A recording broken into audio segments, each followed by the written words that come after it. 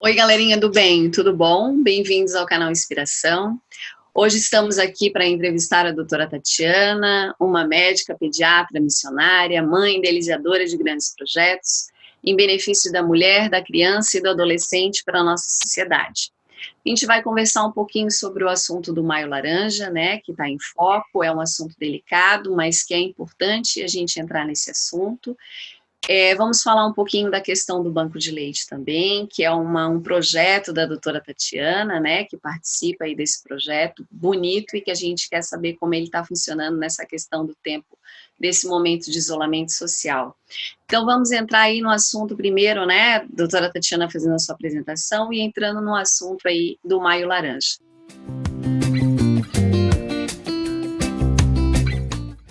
Tudo bom, doutora Tatiana? Tudo bem, é um prazer muito grande estar contigo, né, Sayonara? A gente já se conhece já dos bancos da escola e agora na vida adulta também nos encontramos em muitos projetos comuns e é um prazer estar com vocês no seu canal, Inspiração. Convidamos todos a se inscrever, né, e estar aqui sempre acompanhando os vídeos. Eu sou pediatra aqui em São José há 20 anos, casada com Antônio Lemos, tenho uma filha de 15 anos e me envolvo em alguns projetos. E um deles que a gente está agora trabalhando bastante nesse mês, né, é o projeto do Maio Laranja, que a gente vai conversar um pouquinho também, além de algumas outras questões também. Então, doutora Tatiana, entrando no assunto do Maio Laranja, né, que é a questão da violência sexual contra a criança, contra o adolescente, eu queria que a doutora falasse um pouquinho em relação sobre isso, né, o que veio a trazer essa questão da violência sexual, principalmente no mês de maio, né, qual é o significado disso, e poder falar um pouquinho sobre esse assunto aí pra gente. Então, as políticas públicas têm procurado, às vezes, concentrar em um mês ou uma semana, uma data, ações para a gente falar sobre um tema, para que ele não passe esquecido, né? E o mês de maio foi escolhido porque no dia 18 de maio, na década de 70, uma menina de 8 anos, ela foi, no Espírito Santo, ela foi estuprada, sequestrada, carbonizada, violentada, e depois foi encontrado o seu corpo após alguns dias. Havia os indícios fortes a respeito dos autores do crime, mas como eram pessoas muito influentes na época, o caso acabou sendo arquivado e se percebeu que as crianças realmente são muito vulneráveis e que nós precisamos levantar a nossa voz e falar sobre esse tema e, né, para defender a integridade total das emoções e do corpo das crianças e dos adolescentes. Certo.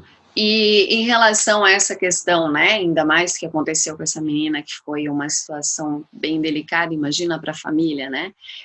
Como fica nessa questão do isolamento, doutora Tatiana? Como é a proteção das crianças nesse momento? Porque tem famílias que são coniventes, famílias que têm medo, a própria criança tem medo de fazer a denúncia por, além de sofrer a violência sexual, também sofre a violência física, né, daquela situação, se tu contar eu vou matar tua mãe, eu vou te matar. Então tem uma situação também bem constrangedora em relação a isso. O que pode ser feito nessa circunstância? Que a gente sabe que existem leis que protegem, que é uma criminalização, né? Mas que a criança não entende isso, ela não tem essa noção, né? O adolescente ele já é um pouco mais esperto em relação a alguns assuntos, mas a criança ela não tem muito essa noção. Então, o que se pode fazer nesse momento? Então, dentro dessa questão que tu colocou, tem alguns assuntos importantes, né? O primeiro, sobre a questão do isolamento, a gente tem os dois lados da moeda, né?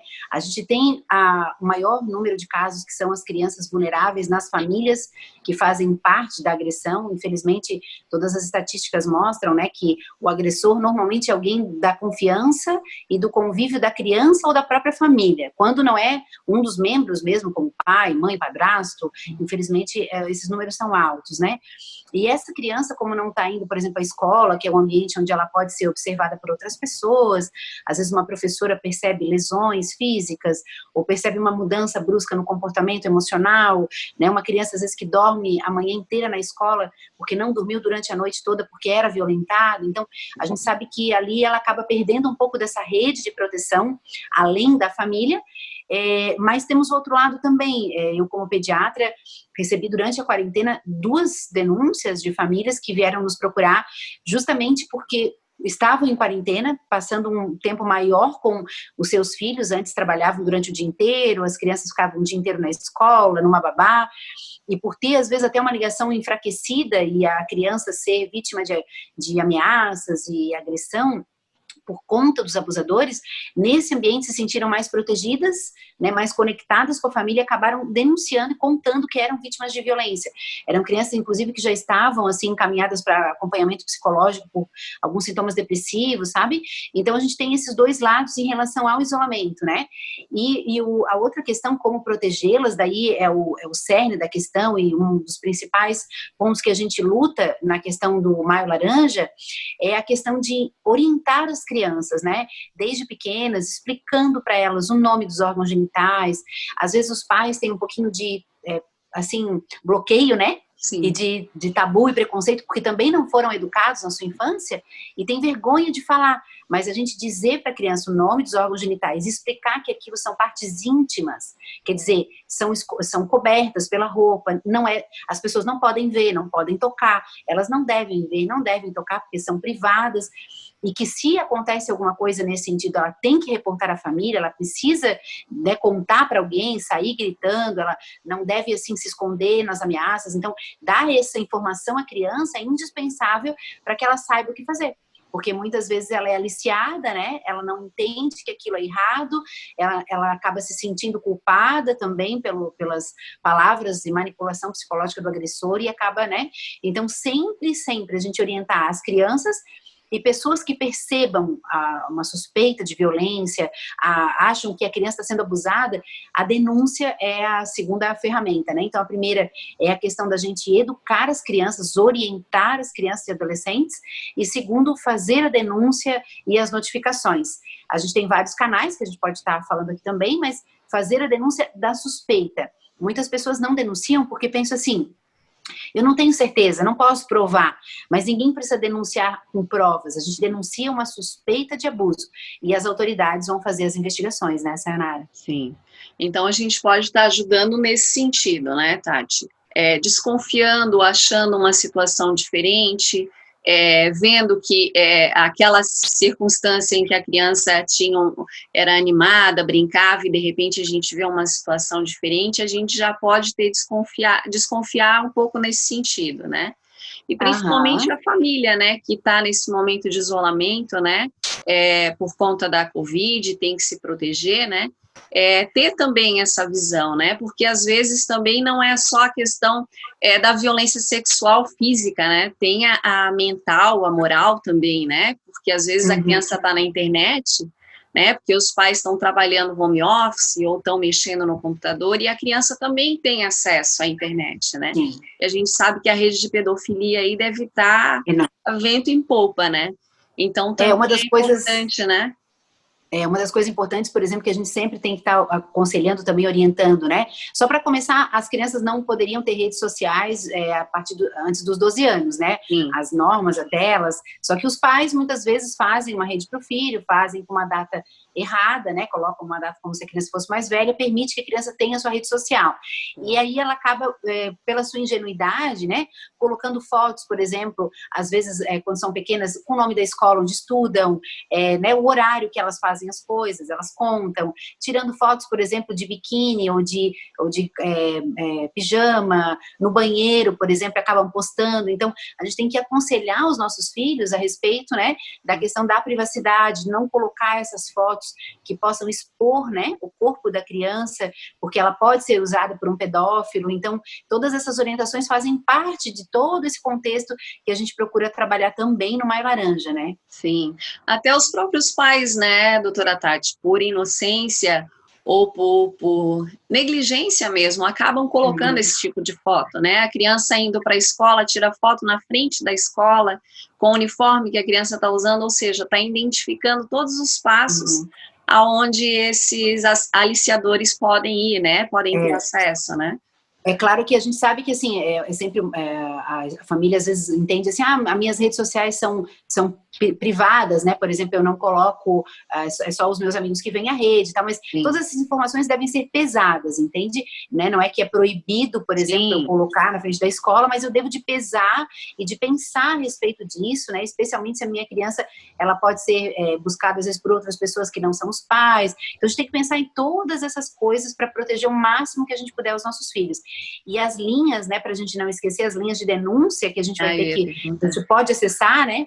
Então é o Disque 100, que é a principal linha de denúncia, é um telefone, uma ligação gratuita que a gente faz, você disca 100 e você pode denunciar a qualquer hora do dia, qualquer dia da semana, denúncia de violência, abuso sexual e exploração sexual de crianças, adolescentes, mulheres. Então é uma linha direta. Você pode fazer isso inclusive anonimamente.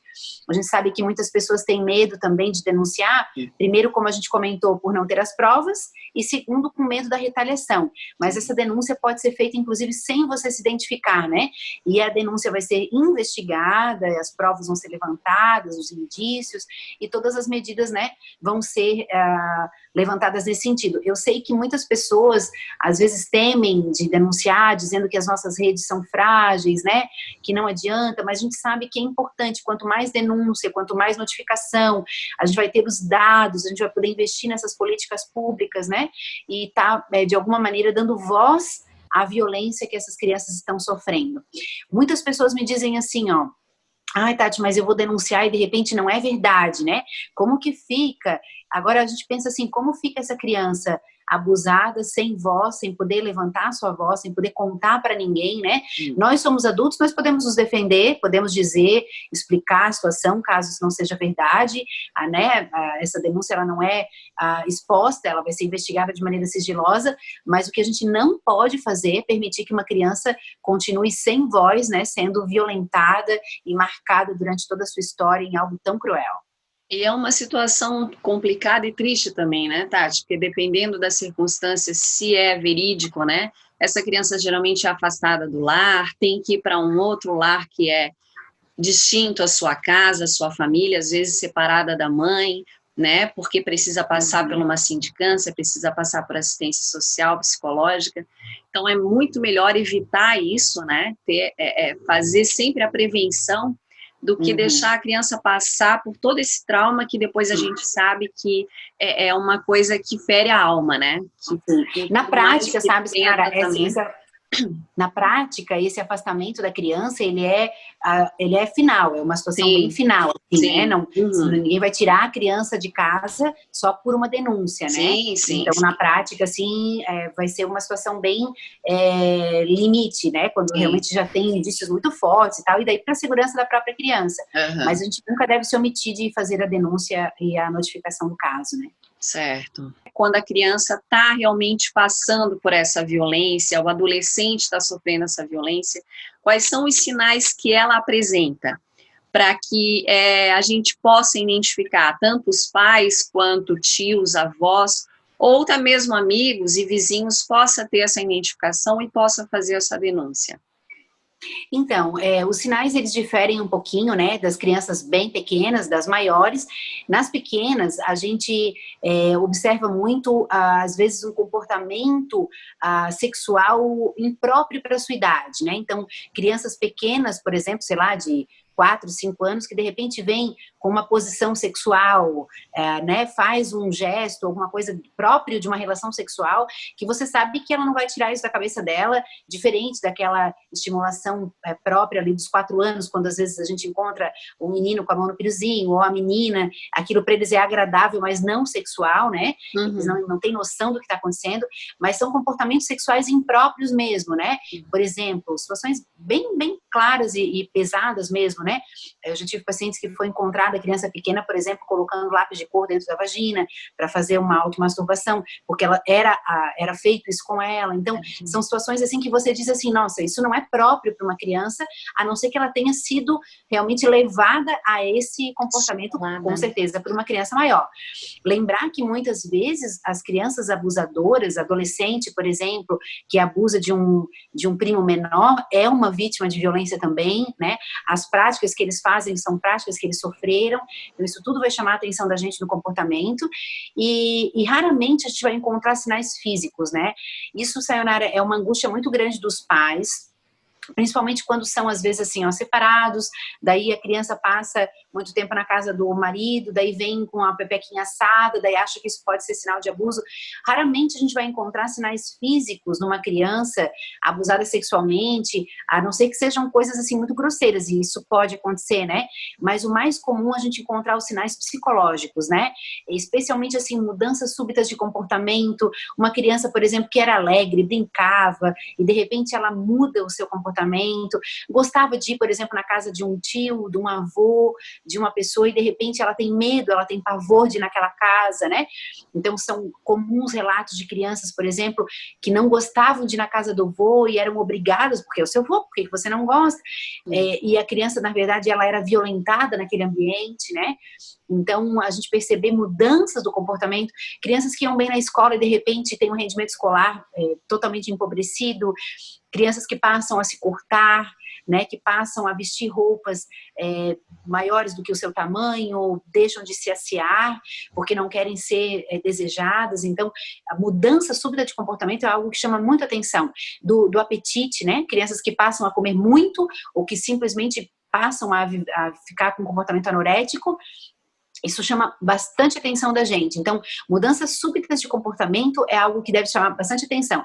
E nos pequenos, a gente vai muito prestar atenção nessa questão dos comportamentos impróprios para aquela idade, né? Uma vez que eles foram realmente aliciados, explorados sexualmente e passam a repetir comportamentos que eles sofreram abuso, né? E como tu falou, né, geralmente as mães, principalmente as mães, né, porque os pais, hoje existe muitas pães que a gente fala, né, mas as mães geralmente elas têm mais essa noção de identificar, né, até como tu falou que existe também o instinto sexual da criança mesmo, que ela está se descobrindo ali, né, até que tu tocou nesse assunto, eu me lembro que eu tinha sobrinhas que ficava brincando, tipo, meio que se esfregando na almofada, chegava a dormir, de tão cansada que ficava. Mas era uma situação que tu via que era dela, que ela estava se descobrindo ali.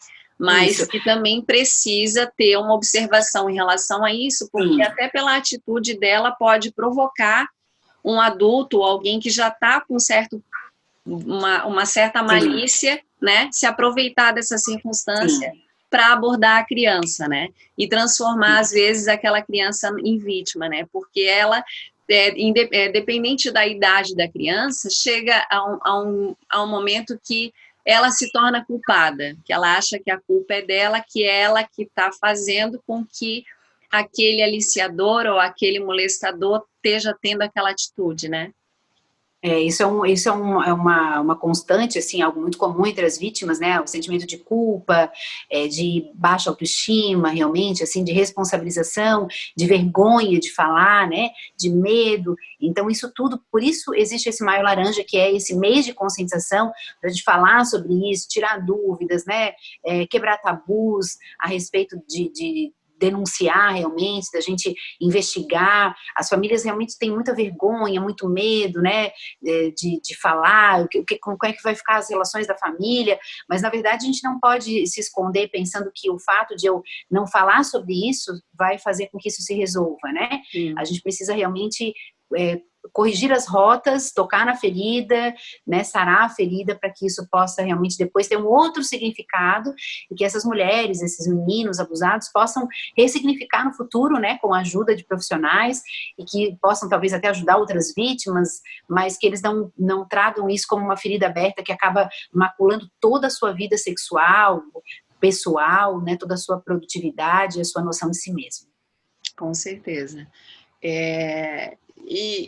E pela circunstância também, né, Tati, essa questão do isolamento, né, frisando novamente essa questão do isolamento, ter esse olhar um pouco mais expressivo em cima disso, né, até é uma oportunidade de observar melhor, né, de poder visualizar como a criança está reagindo, qual é a forma de como ela está se portando, é um momento também de observação isso, né, porque está tendo um tempo maior com a criança, com o adolescente, né.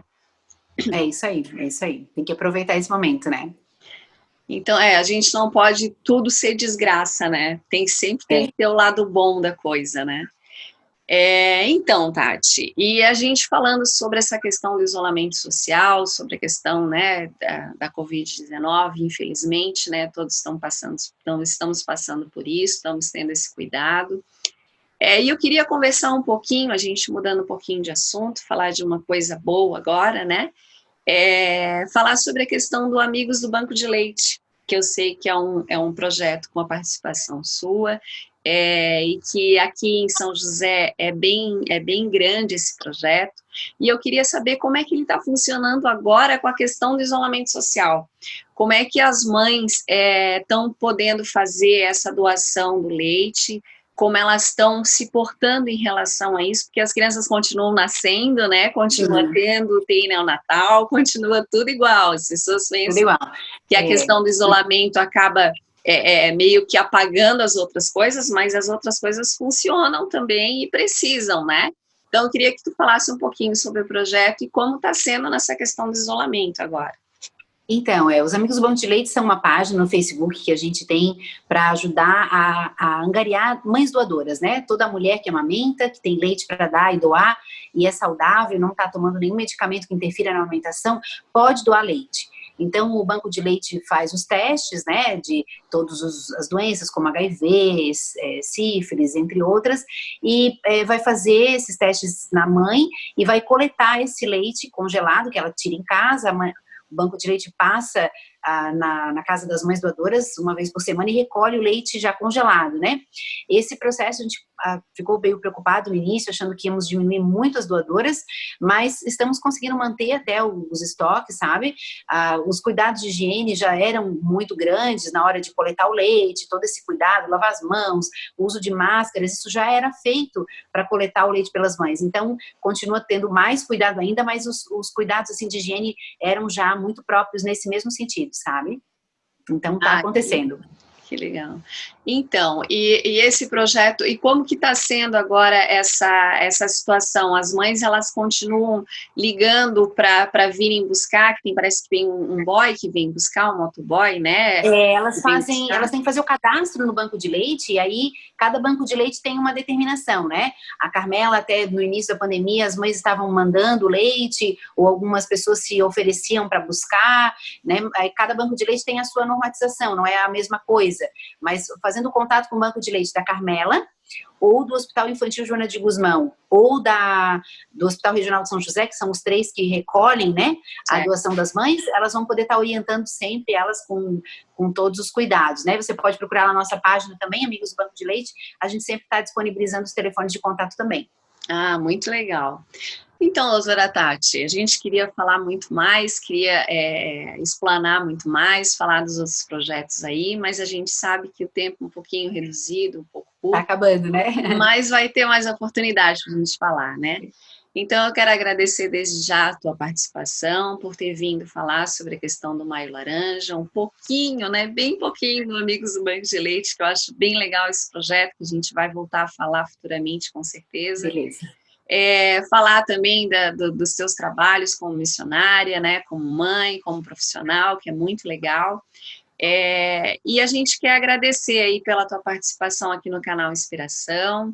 Espero que todo mundo tenha gostado da entrevista. Quem gostou, compartilha, deixa um like, comenta, né, falando sobre o que achou da nossa entrevista. Se quiser mais entrevista com a doutora Tati, fale ali nos comentários, que ela com certeza vai vir aqui para fazer mais entrevista com a gente.